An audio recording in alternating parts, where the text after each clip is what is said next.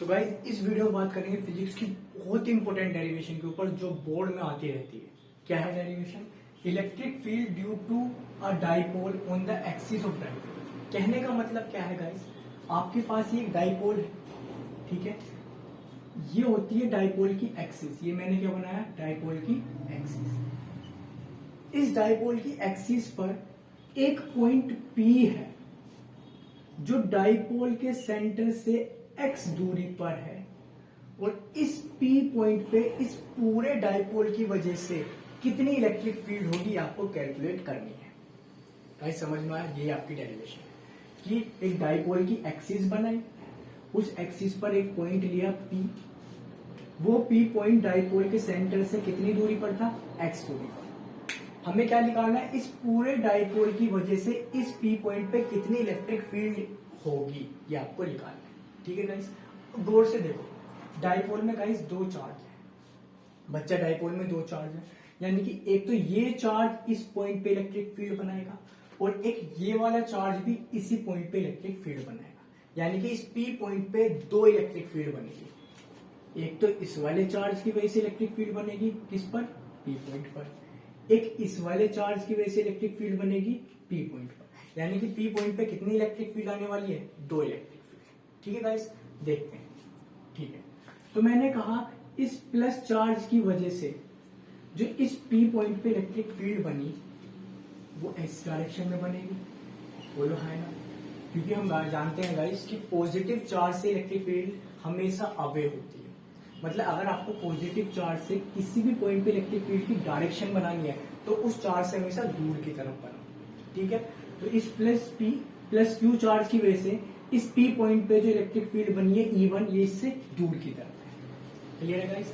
E1 हमने बनाया। अब एक इलेक्ट्रिक फील्ड बनाएगा माइनस चार्ज, और माइनस चार्ज की वजह से जो इलेक्ट्रिक फील्ड बनती है वो माइनस चार्ज की तरफ बनती है। ठीक है गाइस, तो ये जो माइनस चार्ज है ये इस P पॉइंट पे जो इलेक्ट्रिक फील्ड बनाएगा वो इस डायरेक्शन में बनाएगा और इसे बोलेंगे हम E2। बोलो है? क्लियर है? इस डायरेक्शन में क्यों बनाए? क्योंकि इलेक्ट्रिक फील्ड हमेशा नेगेटिव चार्ज की तरफ होती है, उसकी तरफ बनती है उसकी डायरेक्शन। ठीक है, तो दोनों इलेक्ट्रिक फील्ड बना दी मैंने। अब हम क्या करेंगे? इन दोनों इलेक्ट्रिक फील्ड का नेट निकाल लेंगे और नेट से ही हमारी डेरिवेशन कंप्लीट हो जाएगी। ठीक है गाइस, तो देखो अब ध्यान देने वाली बात है बेटा, ये E1 का जो एरो है P पॉइंट से बड़ा दिख रहा है आपको। देखो ये एरो बड़ा है, और जो E2 का एरो है वो P पॉइंट से थोड़ा छोटा है। मतलब E2 का जो लाइन का एरो है वो मैंने छोटा बनाया और E1 का एरो थोड़ा बड़ा बनाया। क्यों? इसका भी रीजन है। इसका रीजन क्या है गाइस? देखो, जिस पॉइंट पे आप देख रहे हो वो पॉइंट जिस चार्ज से पास पड़ेगा वो चार्ज उस पॉइंट पे ज्यादा इलेक्ट्रिक फील्ड बनाएगा। तो गौर से देखो, इस पॉइंट पे हम देख रहे हैं, तो इस पॉइंट के पास कौन सा चार्ज है? इस पॉइंट के पास सबसे पास यही चार्ज है, तो इस चार्ज की वजह से जो इलेक्ट्रिक फील्ड बनेगी वो ज्यादा बनेगी। तो ज्यादा बनने की वजह से मैंने इसका एरो भी ज्यादा दिखाया, मतलब E1 की वैल्यू ज्यादा होगी। क्लियर है गाइस? और देखो ये जो दूसरा चार्ज है ये इससे कितनी दूरी पर है? ज्यादा दूरी पर है। तो ज्यादा दूरी होने की वजह से जो E2 की वैल्यू बनेगी वो P पॉइंट पे कम बनेगी, इसलिए इसका एरो छोटा बना है। ये रीजन, और कुछ नहीं है रीजन। तो गाइस शुरू करते हैं। इसे लिखना किस तरीके से? तो हम लिखेंगे electric field due two plus Q charge. अब बस हमें लिखना है कि प्लस क्यू चार्ज की वजह से हमने कितनी इलेक्ट्रिक फील्ड मानी गाइस? E1। तो हम लिखेंगे कि प्लस क्यू चार्ज की वजह से जो इलेक्ट्रिक फील्ड बनी वो बनी E1। तो इसका क्या फॉर्मूला होगा गाइस? KQ बटे, अब देखो इलेक्ट्रिक फील्ड का जो फॉर्मूला होता है, इलेक्ट्रिक फील्ड इंटेंसिटी बोल सकते हो, दोनों चीज यहाँ पे सेम है। तो इलेक्ट्रिक फील्ड इंटेंसिटी का जो फॉर्मूला होता है वो होता है KQ बटे R²। ये होता है। अब ये जो KQ तो सेम रहेगा क्योंकि Q चार्ज ही है यहाँ पे, ठीक है, लेकिन जो R है, R क्या होती है? R होती है जिस पॉइंट पे आप निकाल रहे हो और जिस चार्ज की वजह से निकाल रहे हो उन दोनों के बीच की दूरी। तो यहाँ पे R यही बनेगा। बोलो है ना? जिस पॉइंट पे आप निकाल रहे हो और जिस चार्ज की वजह से आप निकाल रहे हो उन दोनों के बीच की दूरी, मतलब पॉइंट और चार्ज के बीच की दूरी लेनी है। तो इस चार्ज की वजह से इलेक्ट्रिक फील्ड बनी पॉइंट P पे, उसे कितना बोला हमने? E1। तो E1 में जो R का वैल्यू आएगी वो R की वैल्यू केवल इतनी होगी। अब इस R की वैल्यू को कैसे निकालें? तो गाइस सोचो, यहां से यहां तक की पूरी X है और डाइपोल की जो टोटल लेंथ होती है वो होती है 2L। तो सेंटर पे से ये डिस्टेंस कितनी होगी बच्चा, एल, और ये डिस्टेंस भी कितनी हो जाएगी बेटा, एल। अब हमें निकालनी है ये आर, यानी कि चार्ज से इस पॉइंट तक के बीच की जो ये डिस्टेंस है ये हमें चाहिए। यही हमारे E1 के नीचे रखी जाएगी, आर का काम करेगी। ठीक है गाइस, तो गाइस यहां तक देखो पूरी की पूरी बच्चा एक्स है। एक्स में से अगर आप ये एल हटा दो, इधर वाला ये वाला एल दिख रहा है ना, एक्स में से इस एल को ढक लो तो केवल कितनी डिस्टेंस बच गई, ये। यानी कि एक्स में से अगर आप ये एल माइनस कर दोगे तो आपको ये डिस्टेंस मिलता है, जो ये हमें चाहिए। तो यानी कि हम आर की जगह क्या लिख सकते हैं इस बार, एक्स माइनस एल और पूरे का होल स्क्वायर। बोलो है ना, E1 की वैल्यू बन गई। अब ऐसे लिखेंगे हम, electric field due to minus Q charge. Minus Q charge की वजह से इलेक्ट्रिक फील्ड बनी, उसे हमने कितना नाम दे रखा है बेटा, E2। माइनस की वजह से जो बनी उसे दिया हमने नाम E2। उसका फॉर्मूला भी क्या होगा, के क्यू, तो ऐसा कैसे रहेगा। आपको भाई साइन नहीं लेना है, मैं आपको बता दूं, जब आप इलेक्ट्रिक फील्ड निकालोगे तो आपको साइन नहीं लेना है, क्योंकि ये वेक्टर क्वांटिटी है। ठीक है, यहाँ पे साइन नहीं लेना है कि आप +2 लेके चलो या -2 लेके चलो, ये नहीं लेके चलो। ठीक है, अब आर देखना है, इसमें भी तो आर होगा। आर इस बार कौन से वाला बनेगा, इसे में मिटा दो। मैंने कहा जिस पॉइंट पे देख रहे हो और जिस चार्ज की वजह से देख रहे हो उनके बीच की दूरी ले ली है, वही क्या कहलाती है, आर। तो इस बार इस चार्ज की वजह से देख रहे हैं और इस पी पॉइंट पे देख रहे हैं, तो ये पूरी डिस्टेंस क्या रहेगी बेटा, आर। तो यार किसके बराबर होगी, सोच के देखना। यहां से यहां तक की तो एक्स है, सेंटर तक की, और उसमें अगर मैं एल और जोड़ दूं, ये वाली एल और जोड़ दूं, तो ये पूरी डिस्टेंस बन जाएगी, और ये मुझे चाहिए। यानी कि यहाँ पे आर का काम कौन कर रहा है बेटा, यहाँ पे जो आर का काम कर रहा है वो कर रहा है एक्स प्लस एल, और इसके ऊपर लगा देंगे पूरे पे होल स्क्वायर। क्लियर है भाई। तो हमने E1 और E2 की वैल्यू निकाली। अब हम क्या निकालेंगे, नेट इलेक्ट्रिक फील्ड। तो नेट इलेक्ट्रिक फील्ड क्या होगी, देखो गाइस, दोनों अपोजिट डायरेक्शन में। जब अपोजिट डायरेक्शन में होती है तो बड़ी वाली वैल्यू में से हम छोटी वाली वैल्यू को माइनस कर देते हैं। मैंने आपसे बताया था बड़ा एरो ये है, यानी कि E1 की वैल्यू बड़ी होगी और E2 की वैल्यू क्या होगी, छोटी। तो जब आप नेट निकालोगे तो बड़ी वाली वैल्यू में से छोटी वाली वैल्यू को माइनस कर दो। ठीक है, नेट इलेक्ट्रिक फील्ड निकलती है, हमारा काम खत्म हो जाएगा, डेरिवेशन कंप्लीट। तो ई नेट बराबर के E1 कितनी है बेटा, ये E1 कितनी है, के Q upon x minus L का होल स्क्वायर, माइनस करना है आपको के Q upon x plus L का होल स्क्वायर। बोलिए हाँ। ठीक है गाइस, मैं यहाँ पे कर देता हूँ। यहाँ पे गौर से देखो, के क्यू दोनों में से क्या आ गया, कॉमन आ गया। तो ई नेट बराबर के क्या हो जाएगा गाइस, के क्यू कॉमन आ चुका है, अंदर क्या बच गया, 1 अपॉन एक्स माइनस एल का होल स्क्वायर, और क्या बच गया बेटा, माइनस, बीच में माइनस, तो ऐसे कैसे रहेगा, upon 1 plus x plus L का होल स्क्वायर। आपने के क्यू कॉमन निकाला। ठीक है, यहाँ से ऊपर से के क्यू चला गया तो यहाँ भी 1 बच गया और यहाँ भी 1 बच गया और बीच में रहा माइनस, ये मैंने कहा है। ठीक है गाइस, अब देखो इसे आर को भी मिटा दो, इसकी कोई जरूरत नहीं है। देखना, ई नेट बराबर के क्यू ऐसे का ऐसी। अब आपने ले लिया इन दोनों का एलसीएम, तो एलसीएम में क्या हो जाएगा गाइस, एक्स माइनस एल का whole square, X plus L का होल स्क्वायर। ठीक है, बोलो हाँ।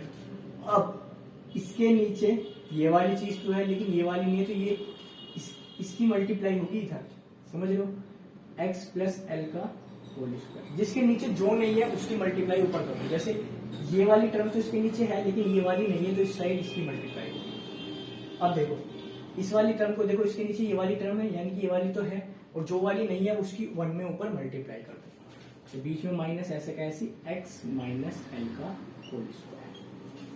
ठीक है गाइस, बोलो हाँ है ना। ठीक है, अब देखो जल्दी से, ई नेट बराबर के, ये सिंपल मैथमेटिक्स है, ये बेटा फिजिक्स खत्म हो चुकी है, फिजिक्स खत्म हो चुकी है, तो मैथमेटिक्स।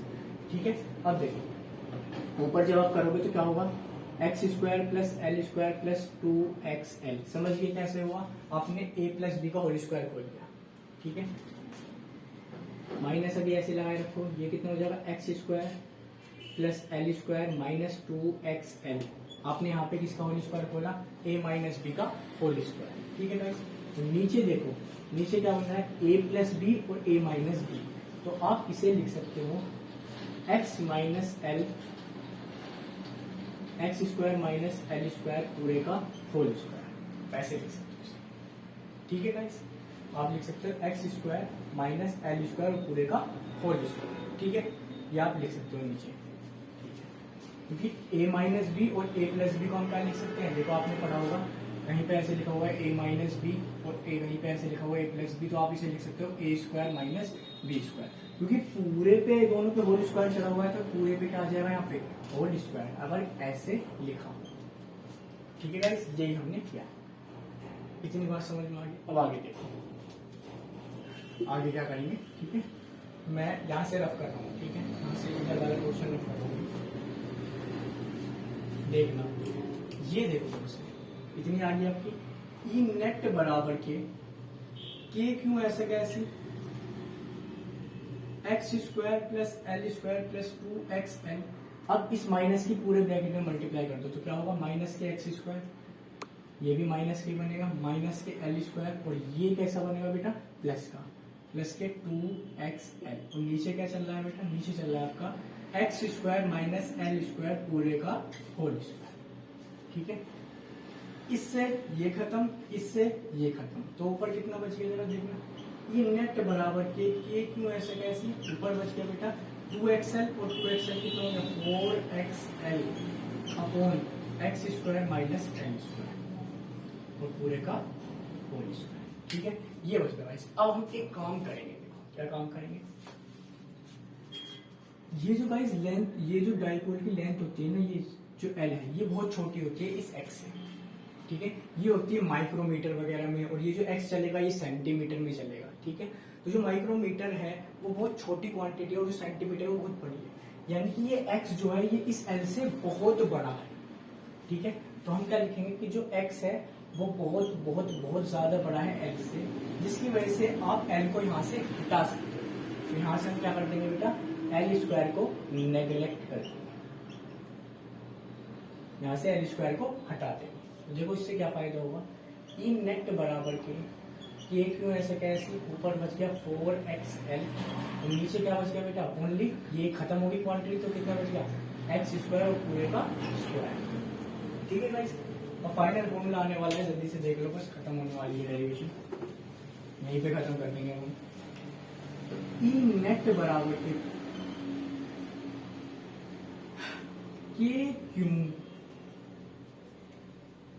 4xl अपॉन इसकी मल्टीप्लाई करते इसमें, नीचे कितना बच गया x की पावर 4, ठीक है, अब गौर से देखना एक x ये वाला खत्म हो गया यहाँ से, तो ई नेट बराबर के कितना आ गया बेटा k Q 4l upon x cube, ठीक है, अब 4 को हम क्या लिख सकते हैं, 4 को लिख सकते हैं हम 2 इंटू 2, 4 को क्या लिख सकते हैं 2 इंटू 2, तो 4 को यहाँ लिख सकते हैं 2 इंटू 2, तो ई नेट बराबर के देखो इससे क्या फायदा होगा, k क्यू ऐसे कैसे 2 into 2l upon x cube, समझिए 4 को हमने कितना लिखा 2 इंटू 2, ठीक है, अब इस 2l को मैं क्यू के साथ रख रहा हूं क्योंकि मुझे क्वांटिटी बनानी है, तो ई नेट बराबर के कितना हो गया के क्यू ऐसे कैसी 2l को क्यू के साथ रखना है, तो 2l को तो क्यू के साथ रखा, और इस 2 को चाहो तो आप आगे लिख लो, कोई फर्क नहीं पड़ा, अपॉन में एक्स क्यूब, तो आप फाइनल पाओगे ई नेट बराबर के कितना हो जाएगा बेटा, अब देखो एक चीज देखो Q इंटू 2L, ये जो Q इंटू 2L होता है इसे बोलते हैं डाइपोल मूवमेंट, क्या बोलते हैं इलेक्ट्रिक डाइपोल मूवमेंट, और इलेक्ट्रिक डाइपोल मूवमेंट को हम P से दिखाते हैं, मतलब Q इंटू 2L किसके बराबर होता है बेटा P के बराबर, Q इंटू 2L की जगह आप क्या लिख सकते हो P भी लिख सकते हो, तो यहाँ पे इतने की जगह देखो बच्चा Q इंटू 2L की जगह हम क्या लिखेंगे P लिख देंगे, तो फॉर्मूला कितना आ गया 2kP अपॉन एक्स क्यूब, ये आपका फॉर्मूला होता है इलेक्ट्रिक फील्ड का, इलेक्ट्रिक फील्ड का कहां पर on the axis of dipole, कि अगर आप डाइपोल के एक्सिस पर एक पॉइंट लो P, जो डाइपोल के सेंटर से कितनी दूरी पर हो x दूरी पर, तो डाइपोल की वजह से, पूरे डाइपोल की वजह से उस P पॉइंट पे जो इलेक्ट्रिक फील्ड बनेगी वो कितनी होती है बेटा 2kP अपॉन एक्स क्यूब, और आपकी डेरिवेशन खत्म, और ये डेरिवेशन कम से कम आपको 3 या 4 नंबर में मिल जाएगी, ठीक है गाइस, अगर वीडियो अच्छी लगी हो या वीडियो समझ में आया कॉन्सेप्ट तो इस वीडियो को लाइक कर देना और फॉलो कर देना।